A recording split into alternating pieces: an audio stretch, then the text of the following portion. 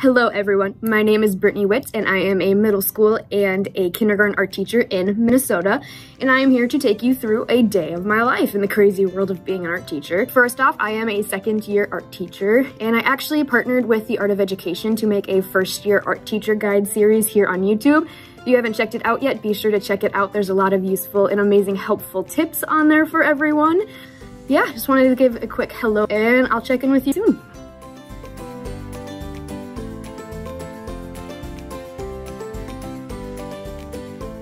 Birthday cake protein coffee. Favorite part of my morning, to be honest. I'm here to just walk you through what a typical day kind of looks like for me right now. We have about 39 days left of school, still making some art shows coming up. So yeah, I'm here at the middle school. It's where I start my day. It's about 7 o'clock. We just got a coffee. I did my morning workout. Now I'm just here before I have 2 meetings this morning. Want to make sure everything's prepped and ready to go. Both 8th grade, they're working on a 3D boot camp.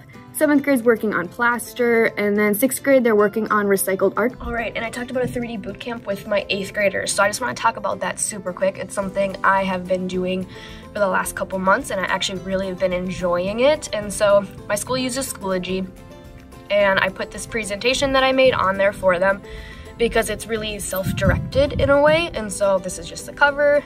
They go down and they have 7 different options that they can choose from for their 3D project.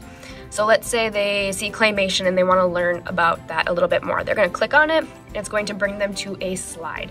The slide is going to give them just general information about what it is. This is going to be an example, and then this shows them like step by step how they would go about creating a claymation. So if this is what they end up choosing, they watch this video, take some notes in their sketchbook so they know what to do, and then that way I know they watched the video, and then they can go ahead and get planning and get it approved. But let's see if this will actually work so I can show you one of my students' claymations. Kind of cute. Little Spooder Man, they call it. Amazing, we love it. And that's just the gist of my 3D bootcamp. Just with all my classes doing 3D stuff right now, we're using a lot of hot glue guns. One thing I've been doing in my classroom, I'm sure it's really popular, but in case you don't know, using gardening gloves with the hot glue gun so kids don't burn their fingers. It is very common, it happens a lot. I actually just stopped at the dollar store yesterday and I got a couple pairs more, so this ensures that they don't burn their fingers, less screaming. We love it. Something to pick up if you don't have it in your classroom. All right, so let's talk plaster super quick. So this is the actual plaster that we use. It comes in these boxes. You can get it off Amazon. They come out in sheets like this. So what we actually do is we spend a whole day prepping our materials and the plaster, cutting it to about this size into bins, and then we put it in plastic bags and we tie them closed overnight really quick. As you can see, it is pretty dusty and messy, so if you are going about this route, I do recommend you tell kids to sweep up the dust before they put any sort of water or anything on top of it. Otherwise that just creates a bigger mess for you that you don't really need to worry about. It saves a lot of time in the end, and then when they come to class the next day, they know to get newspaper, a cup of hot water, because hot water activates it a lot better.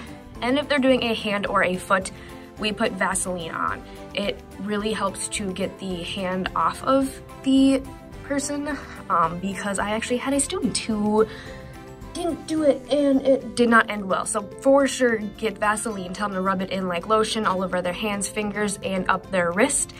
So what we do actually is we plaster our entire hand, and we'll actually go up our wrist to about where my watch is, because then we cut part of it to get it off their hand. I'll move the box out of the way so you can see some examples. And then after that, we do put it on a base if they want. There's an example of a foot. I've had students not do plaster hands. They make what they want out of plaster. Students making other additions out of plaster to add to it. And yeah, that's about plaster, what we do with it here.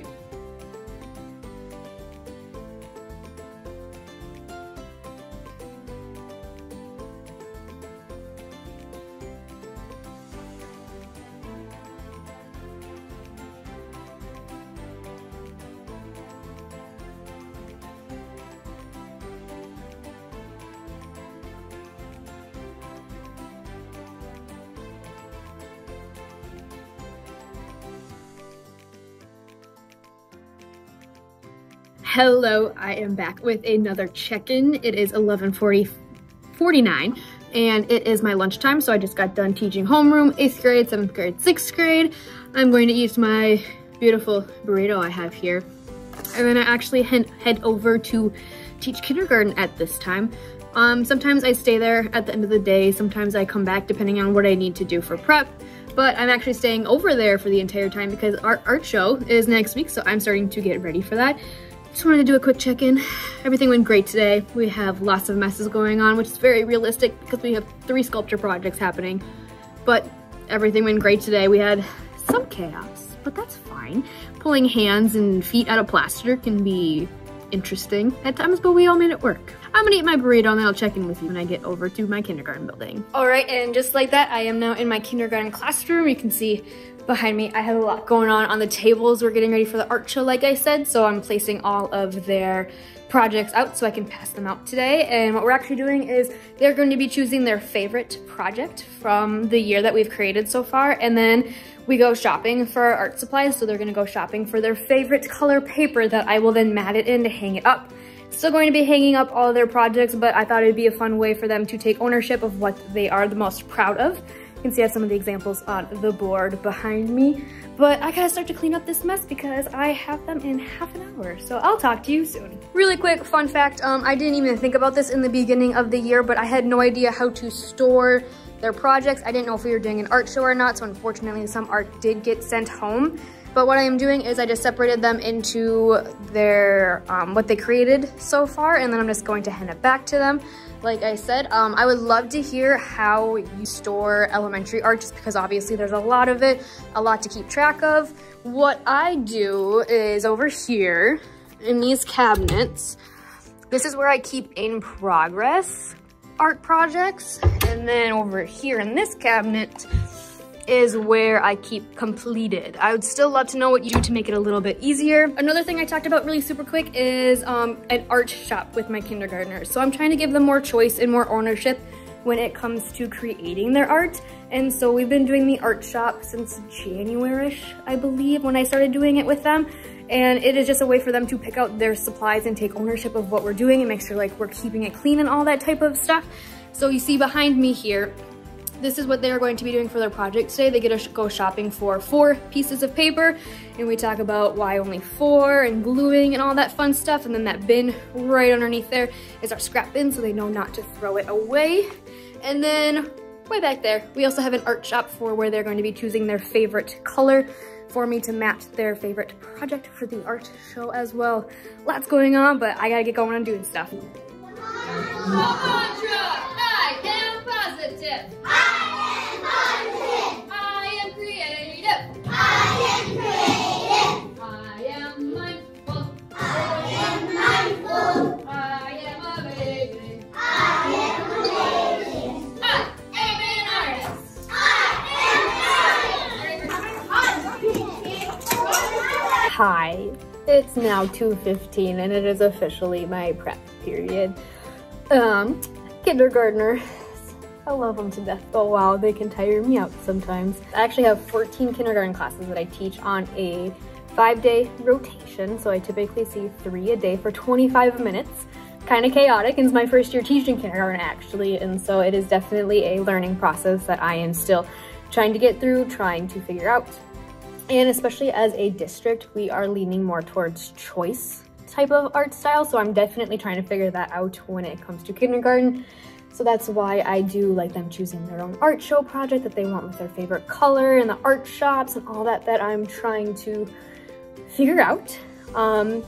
So yeah, if you have any tips when it comes to kindergarten, like I said, portfolios, really anything, I would love to hear it. I think classes are gonna be a little bit longer for me next year, which I really love because I love the kids. It's Friday, so they're definitely a lot more crazy. We didn't get through everything I wanted. They were able to at least get their art show favorite project with their art shopping and their favorite color figured out, but we didn't get a chance to get to our other project, which is 100% okay.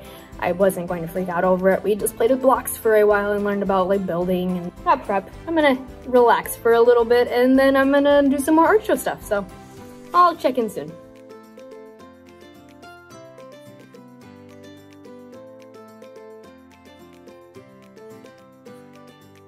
Hello, I am back with another check-in here. Crazy, it's been a long Friday, it's fine, we love it. It's about 3:30, so I'm getting ready to head out now. I just wanted to share something really quick. I have this fancy little light bulb here. I have one here and at kindergarten as well. And something I'm trying to do a lot more is just focus on the good, like, small things that happen. The beginning of the year was really rough for me, and I focused a lot on the negative, unfortunately. So I'm trying to see the positive in a lot that goes on. And it's surprisingly funny enough, here at kindergarten, they've been making fun of me for how short I am. I am 5'1", so I'm very short. I get it a lot at the middle school, obviously. But when you have a kindergartner come up and hug you and say, "Miss Witt, you're so short, I'm almost as tall as you." It's just a little bit different. And like, actually, I had a kindergartner yesterday ask me, "Miss Witt, did you shrink?" I know I'm short, it's fine. We make fun of it a lot. So I just thought it was a good little moment that I want to keep in the jar. I actually saw this at the Art of Education conference. Sign up if you haven't yet. But I'm going to leave. All right, check-in for you. It's been a while. I got home, I took a nap, teacher tired, took a snack, and now I'm hanging with the best boy, Mr. Ollie. We're gonna see what we end up doing tonight. Maybe go on a WALK, because it's nice outside for once this week.